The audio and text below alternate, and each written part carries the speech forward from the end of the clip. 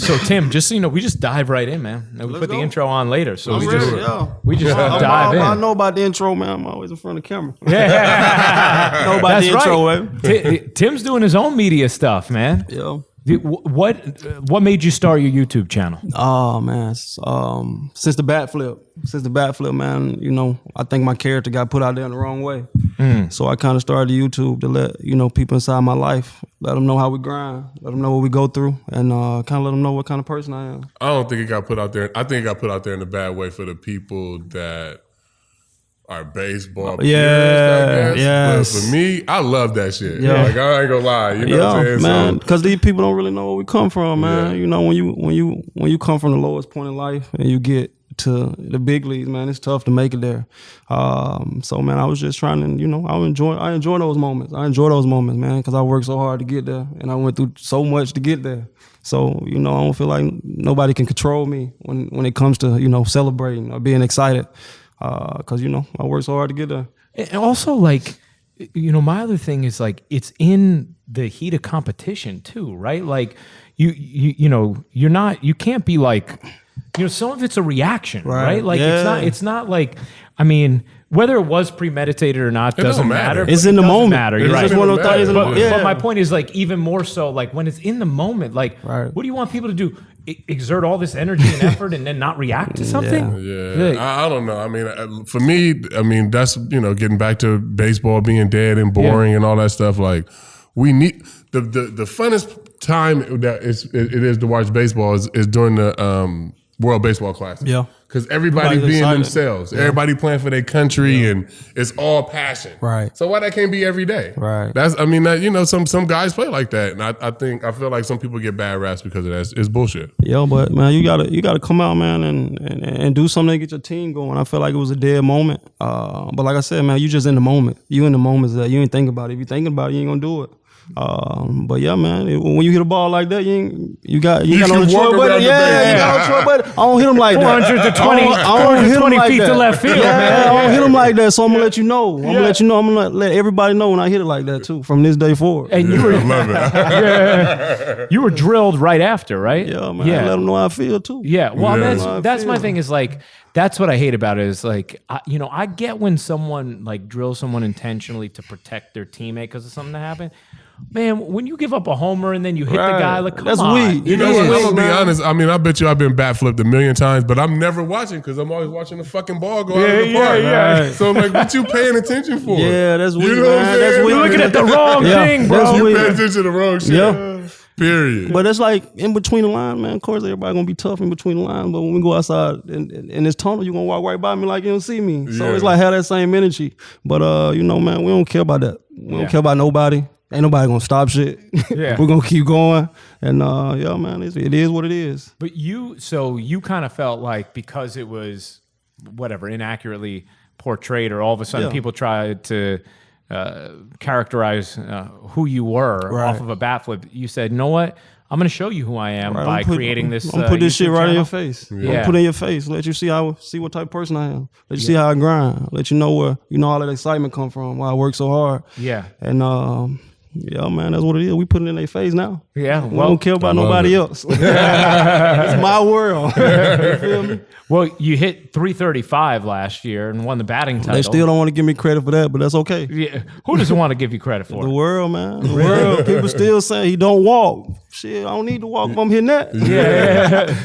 That's true, man. I mean, come on. If you're hitting 335. They still got something. They had something to say about you not taking enough pitches? Yeah, man. That's just, that's just everybody got opinion though. Yeah. We can't worry about nobody else. We gotta, do what make us happen. And shit, that's my game. I'm gonna do it. But just watching y'all from 18 to 19 to what y'all gonna turn into now, like all of y'all kind of gelling like at the same time. It's crazy. And like it reminds me of a team that I was on in 2007 that kind of we went to the ALCS, ended up losing to the White Sox, to the Red Sox, but it's kind of like y'all doing the same thing where y'all all coming together at the same time. About to be superstars, a bunch of all-stars, and it's going to be fun. Yeah, it's one of them things that when I first got called up, I didn't really see the vision that the White Sox had. But, you know, now shit, I see it. I see it, man. I'm all in. I see it, you know, just from top to bottom. And our pitching staff, you know, everything coming together. You know, camp been going good. Everybody in positive vibes. Everybody having fun. Everybody being themselves. I think that's what we trying to, you know, create over there. We changing the game. And that's, you know, being yourself, being real. Because if you being real and being authentic, that's how I'm going to get you to play at your best when you're yourself. I don't need nobody out there with, you know, tight assholes. Yeah, and the division wide open. Yeah, too. wide open for us, drive right through it. Right through it, man. So we ready. We gonna be ready to compete, man. We coming at everybody. We don't care who it is, to be honest. Is the energy different at the start of a season, at the start of camp, when you like know you've gone through this rebuild and then you know like, hey, now we can do something? Yeah, we feel it. We feel it. Ain't no secret. Everybody know we trying to build a roster to win a championship. So I don't even think it's no secret. So that's what we playing like. We playing like, and that's how we coming together like that. We gonna win a championship. Why not? If that's what it's being stamped as. 100%, man. How about growing up in Tuscaloosa? Yo. I mean, so are you like a die-hard Roll Tide. Alabama fan? Roll Tide, baby. No war, you can Roll Tide. Yeah, man, that's all you see when you're down there. I'm right in the heart of it. But yeah, man, whole family Roll Tide. Everybody Roll Tide. That's all you see, so you ain't got no other choice. Well, have you been to a game there? I've never been to a game. You gotta go. Nah, I heard. They're like being at the club. It's fun though, man. It's fun. That's the only thing to do there though. Yeah. It's football. That's all you know is football. Yeah. So I just like, I mean, if you grow up there, like everybody's just like, that's like the number one focus. Yeah, football. That's what everybody go there for, to see football. Man, what is the, like, I don't know, how would you describe not just the stadium, but like the town, the city on a game day? Crazy, man. Crazy. You can't get nowhere. It be traffic everywhere, people everywhere. All you see is Alabama flags. All you see is just Alabama shirts everywhere. Like, it's crazy. Like, it's a huge football. You go to all the games? Not all the games, man. I watch. I like to watch from the TV. I got the best seat. I don't be trying to get out in the madness, man. But, you know, I went to a few. You know, my wife graduated from there, so we'll go back and, you know, watch a game or two. But, you know, I try to stay out of the way.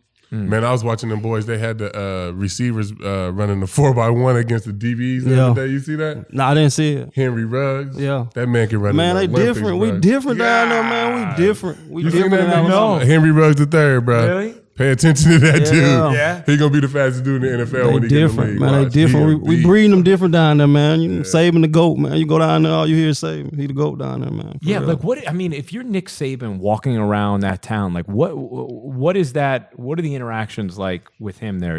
Either from what you've seen or what I don't really think? know, man, because I just stay out of the way. I just do my thing. I ain't really into, you know, other people's business, I guess. But I just know that, man, he the man there. He the man there, man. Anything he want, he gonna get it. Man, he the man. Everybody loves Saban, man, because, you know, look what he did to the city. It is Wrong crazy. championship after championship. But yeah, man, he run that city. I mean, you think about it too. Like before he came there, it was kind of like, you know, Alabama football was on this we was off. downtime, We right? was off, Like, man. I mean, and then have you been to any Alabama Auburn games, Tim? No, I haven't. It's been a minute since I've been. You know, I just try to stay focused on me. Yeah. You know, and you know, I watch from home, man. But you know, I got 2 kids and a wife, so I just be chilling. And like I said, I stay out of the way. Man, the world crazy now. Off season be short too. Yeah, now, they man. go by so fast, man. But Yeah. I try to do other stuff besides baseball and you know, stuff that interests me and whatever is the camera, man. You know, flicking it up and you know, Instagram, we're killing it. Killing social media right now. How do when you like dive into social media like that? Do you like? Is there anyone who like guides you on like, oh, this is the best way to do these things? No, You're just like, this is me. This is me. Yeah. I'm putting my own spin on it, so people Yeah. gonna feel it. This ain't no cut. This is live. We live. Yeah. All the content I put out, man, is all my idea. All the videos I put out, all my idea. The YouTube channel, I chop and cut and edit everything, so I get to control all my content. That's what it's about. So I put out what I want to put out. So you're editing it. Yeah, I do everything. Oh, that's awesome, man. I do everything but shoot it. That's great though, man. And have you found yourself enjoying that part of it too, Yeah, like kind of the man. producing aspect I of like it? that because I get to put what parts I want. Yeah. And edit out the ones you don't. Yeah, and I get to remember certain things. Just, you know, man, I get comfortable with the camera guy. I got a guy that I'm comfortable with, so I can do whatever on there. Yeah. Say whatever. I think that's what it's about. You know, you got so many cameras around that you don't know where that content going. So I found somebody that I liked, and we're able to control whatever content I want and put out whatever we want. That's the cool. White Sox give you access to everything too? Yeah. Like everywhere you want to go? Yeah, whatever I need. They definitely behind me 110%. They be pushing content to me as well. So we giving the people all access. Everything uncut.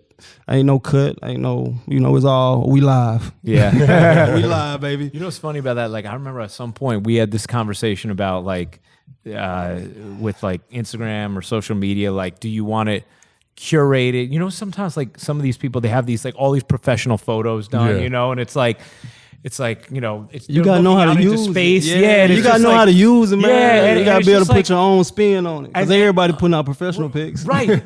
But some people will do this. Well, this is how you build a following. I'm like, yeah, but I'm not getting to know this person. Yeah. Why am I following just a bunch of professional photos of this person looking out with some corny caption? Like, you want real shit, and you want like behind the scenes shit, especially from an athlete. You know what I'm saying? Yeah, we go through day to day, and it gotta be you. It gotta be you. Whatever is like legitimately you and real. Yeah, that's why, when I won a batting title, I got a trophy, so I shot it up.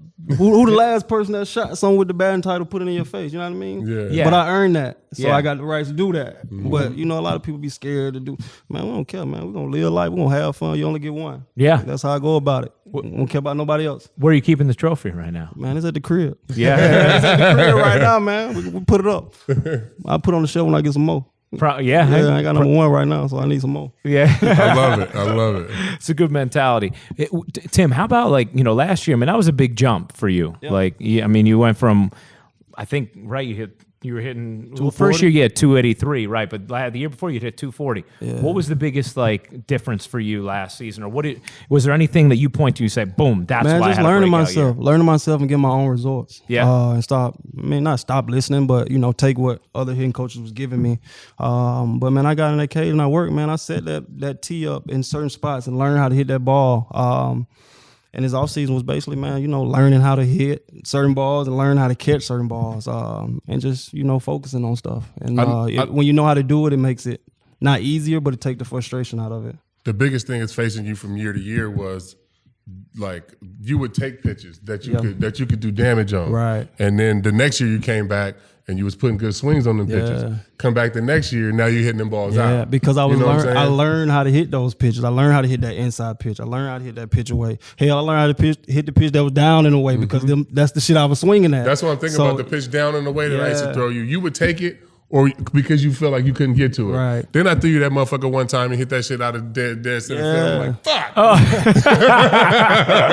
I remember I was happy about that. I was happy to get you in my books. I was happy to get you in books. I'm glad I get to sit beside you and tell you this shit. That's pretty good though, right? When you get the brand names in the book. Yeah, man, it's fun. Most people, you can't do that because they be in their feelings about a lot of shit. Yeah. But it's all good, man. It's fun, man. We competing. We competing in between the line.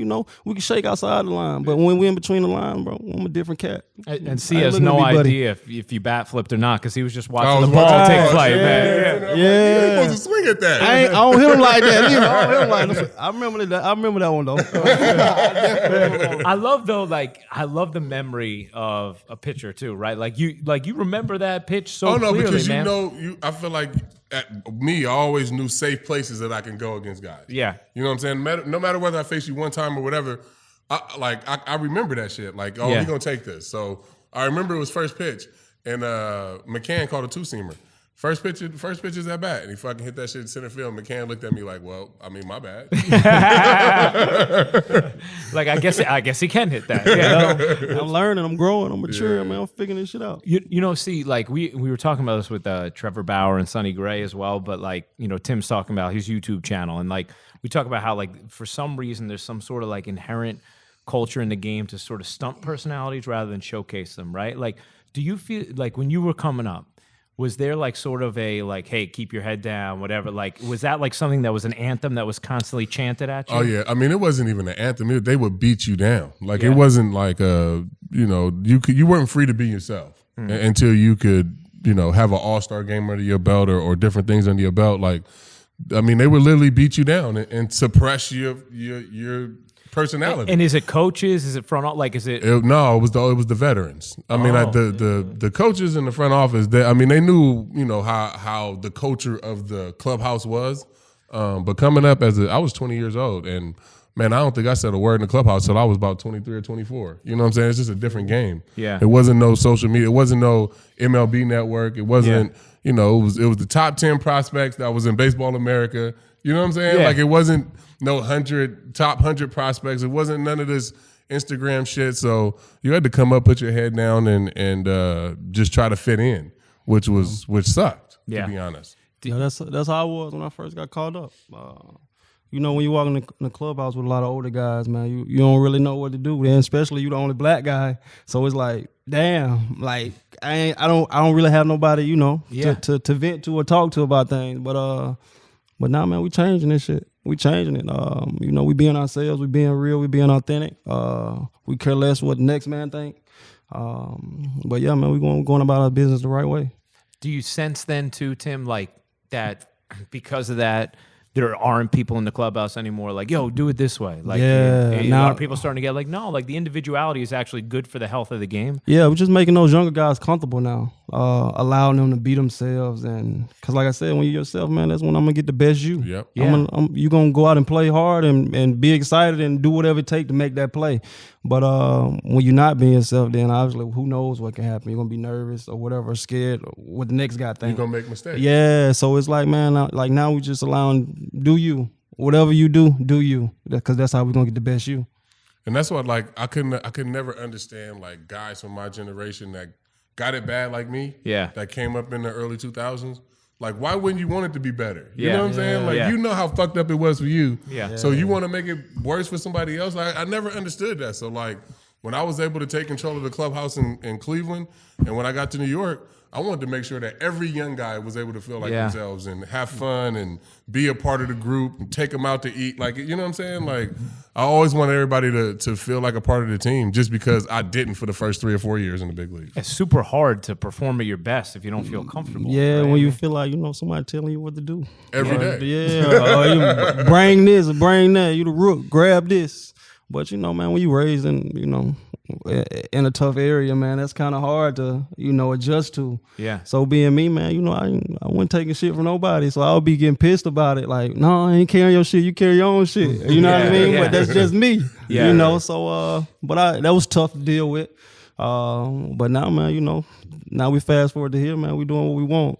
And whatever it takes to win, we're going to do it. I mean, I remember so many of the guys, because obviously the Yankee team last year had all these dudes who came up and contributed, and that wouldn't have been in the early 2000s. And absolutely no, like we would have won 80 fucking games. Yeah, with all the injuries that we had and all the young guys that recycled through, because they wouldn't have been comfortable. They wouldn't have been comfortable. And it was amazing. Like, I don't care who it was I talked to, whether it's like a Mike Talkman or a Mike Ford or all these guys who had success for you last year. Like, they would point to, they'd be like, we come up here and then like C and Gardy and the other guys in this clubhouse, they want us to like feel like part of a group right away so that we're just like ready to perform. That's how it's supposed to be. When you bought in, you're going to win. Mm-hmm. Yeah. So Tim, then for you, like, is part of maybe also like your success last year, like, hey, now you're at a point in your career where you're not dealing with that? Yeah, being able to be myself and do what I want. And being able to talk to the people when I do need help and not being scared to go to certain people and just tell them what I feel. You either going to like me or you won't. And either one is fine. So, but yeah, man, just being able to feel like I have a voice and feel like I can go to anybody with anything. We were talking with John Lester a little while ago and just like Chicago fan dynamics. Like, how would you describe White Sox fan versus Cubs fan, or like what's your fan base like? Man, when you think about the South Side, you think about the dirt and the gritty. We come from nothing type of. But when you think about the Cubs, man, you think about suburb kids. Oh yeah, man. Think about suburb, but man, they do their thing, we do ours, and when it's time to compete, we competing. What will that place be like? Because you guys are on the brink of being good. I mean, we saw it in 2005, like the way that city and those White Sox fans got into it. What will it be like when you guys start, Man, it's going to be crazy. It's going to be dope. The fans behind us, I started the YouTube, man. They excited. You know, let them see what we doing. Let them see how we grind. Let them see where this confidence come from when we talk our stuff. But yeah, man, it's going to be exciting. I'm ready. I can't wait to get back. I pitched in there when it was loud and when it was good 05. And You ever in the visiting bullpen, you ever see that screen that they got behind the mound? They put that up there for me because it used to be open, and it was like just a chain link fence, and fans used to be back there talking shit. And one day I was back there I was starting the game or something, and one guy was getting on me or whatever. And I literally kicked all the dirt off the mound, right in the dude's face, right in their drip, all back there. So they put that screen up. Man, they showed the screen out there. Yeah. Because of me, guys. Man. This is why I love R2C2. It's not just about the guest story. That's a true fucking story. Oh my gosh, that is amazing. That is incredible. Tim, what's the I don't know, what's like the most animated you've ever been on a baseball field? Speaking of like incidents like the one C just described, like what's like the craziest thing you've ever been a part of on a baseball field? Probably the bat flip after the bat flip when I went at Killer. That's probably the craziest thing. I did a lot of crazy things, but that's probably like the top. Yeah. But yeah, man, I just lost it, man. Thinking about my old mentality, man, came out. I was finna go get him, let him know. I'm gonna let him know he was gonna feel me. But I was ready 2 out of the game too. So they don't hit me. They don't hit me hard, and I was ready to get hold to him. That's also like it's got to be tough if you're stepping in the box thinking some dude might drill you. I wasn't even thinking that, to be honest. You weren't? Nah. Okay. Yeah. That's why I reacted the way I did. Because if I was expecting it, you wouldn't know. Then it would have been different. But I Yeah. I didn't expect them to hit me. So that's why I reacted the way I did and let them know how I felt. Now you got me thinking, like, what other stadium changes have happened over the years thanks to you and your reactions? That's definitely one for sure. Tim, you would appreciate this part of our group chat that we're on. Like, we'll always like find these memes after one of C's starts where he's like screaming somewhere. Who were you talking to? I don't know who I was talking to. Like, I got no idea, man. That's how I be. That's how I be. The whole fight last year just because we was losing. That's how I be though. Sometimes it be like that. Sometimes you need a catalyst, like sometimes somebody else got to feel you. For real. So Tim, when you're like game day routine for you, are there like strict things you either need to do, listen to, see, eat like on a game day basis? What's that like for you? Not really, man. I always got to have my headphones on an hour before the game. Okay. Listen to my playlist, which is, may listen to some Lil Durk or some Lil Baby, all that stuff to get me, some Meek Mills, to get me cranked up and going. But yeah, man, that's about it. I don't really got all that other shit that people be doing. I just try to keep it simple and go out there and play and compete. Does the playlist change throughout the season? Yeah, whatever hot, whatever drop, whatever new. We're going to put it on there, baby. As long as it's singing to my ears, it's going to be good. It's going to be on there. Well, because you have the same one the whole season, right? I would start putting the playlist together like my first start, like 2 or 3 songs, and then I would add on no more than 5 songs. Yeah. But I only pitch once every fifth. Yeah. See, I'm adding everything. See, I may have like 200 songs on my playlist just shuffling because I feel them all. That's what get me going. But the Meek Mill intro was probably the one that's the last song I had to hear before I go out there. Yeah, and then you're ready to go. Man, that get me cranked up. Be ready to go, baby. Be ready, yeah. Now I'm just realizing, you're gonna play in the Field of Dreams game this year for Yankees White Sox. Yeah. What are your thoughts on it? I don't know much about it. I ain't seen the movie or nothing. That's what I keep telling this motherfucker. Black people don't give a fuck about Field of Dreams, planting no fucking corn. Real, we don't care about none of that shit, bro. We don't. Like, at all. I keep trying to explain this. I just play baseball because I'm good at it, man. I've never seen Field of Dreams in my life. No, I wasn't leading you to say positive things. I was just leading you to say things. I don't really know what to expect. But I'm going to be ready to play, though, when it's time. I ain't never seen that movie in my life, bro. Never. I'm telling you. I keep trying to explain that, bro. Never seen that, man. Reminds me when I tried to get you to watch One Tree Hill. Yeah, exactly. You seen Life? I've seen Life. Okay, I just want to know. Most white people ain't seen that. I don't think so, guys. I don't think you've seen Life. I've seen Life. You sure? I'm 100%. Friday. Eddie Murphy's in Life. Friday. Who else? Friday next Friday. Friday next Who else is in all Life? The Fridays. Okay, all right. All the Fridays. I hear you there. I love all the Fridays. Dope. It's been a long time since I've seen Life, but I've seen it. I swear I've seen it. I have, but I've seen all. Actually, like honestly, you know, like I feel like in 7th and 8th grade, like that was like me and my boys who were, you know, I'm obviously white, and my 2 boys were Indian. We were obsessed with the Friday movies. We were just like, we hang out, we just watch them over and over again. Man. Yeah, my boy Michael Rappaport's in Friday, man, or next Friday. Next he's in one Friday. Of them. Yeah, he's in one of them. Yeah, but no, I never seen. You never seen Field of Dreams? No, Will you watch it before the game? The only baseball movie I've I've been ever telling seen. folks I'm gonna watch it. I ain't watched it yet. The only baseball movie I've ever seen is Major League, Hardball, Okay. Angel in the Outfield.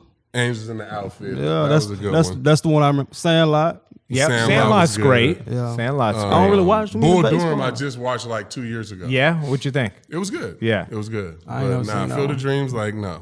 I don't be You can watching. ask any Latin or black player, and I'm pretty sure they're going to say they don't give They a fuck haven't about seen- playing. For real, nah. What is it? Nobody care about what is it? It's funny. I bet you though. Guys are more happy about having 2 off days in Chicago Yeah, than yeah. playing in Field of Dreams. That is real. going to be sick. But, yeah, a Friday off day too. You never get a Friday off in a Friday. Major League season. It's That's on. crazy. But see, you got to have the YouTube channel cranking for that Yo, Friday. I will, too. man. We're gonna have the YouTube crank it every day, because life is amazing. We're Yeah, gonna I crank love it it. every day. People are gonna have to check it out. Like it's funny though, because like last year or when they announced that they were doing the game in London with the Yankees and Red Sox, it was like midway through 2018, and C had been like he thought he was probably gonna play, but he wasn't sure, and then he's like, oh. I'm playing. Man. And then last year when this news came out, and I'm like, all right, man, now you're going to stay for 2020 to play at Field of Dreams games. He's like, man, I don't give a shit about that. I'm Like, not even going to that. oh real. my gosh, I'll man. catch that, I'll catch I that. would love it, okay? would love I it? would love it. Yes, I would. I love that movie. I'll be there, I guess. The team, I'm there.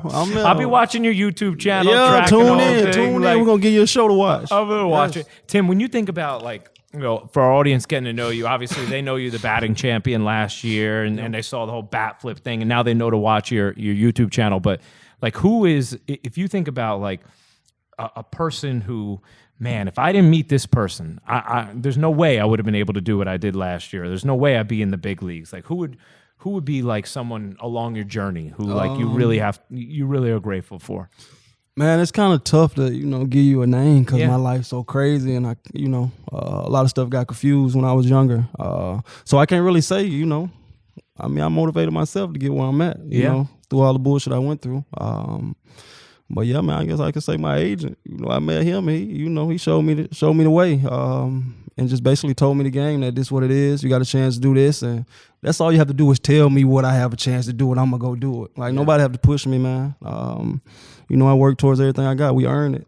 We don't cheat to get it. You saw the video. Yeah. Yeah, man, we earn everything we got, man. But yeah, man, I just kept making myself better, and I know what type of player I want to be. Did you and Jimmy overlap a little bit, Rollins? Yeah, man, Jimmy. In spring training, Yeah, right? yeah, he was definitely there. Yeah, man. Jimmy still, texts me and keep me motivated. That's cool, man. Who's your agent? Larry Reynolds, Reynolds Sports. And what was that conversation like? Where he showed you the path? Nah, that man, you could do? he set me down when I was in my junior college. He showed me the drafts. And he told me what the slot number was, and that was it. He told me like, pick 17, $2 million now. So I'm like, all right, I'm gonna go get it. That's all you gotta show me. And the rest was history, man. I just work and continue to work, man. And I'm having fun. It ain't really about the money. When you have fun and enjoy, the game, that comes with it. But man, I was just a kid. I wanted to play baseball. I ain't really know it was gonna turn into this. It's just a blessing to be in the position that I'm in, and I'm always thankful for every moment.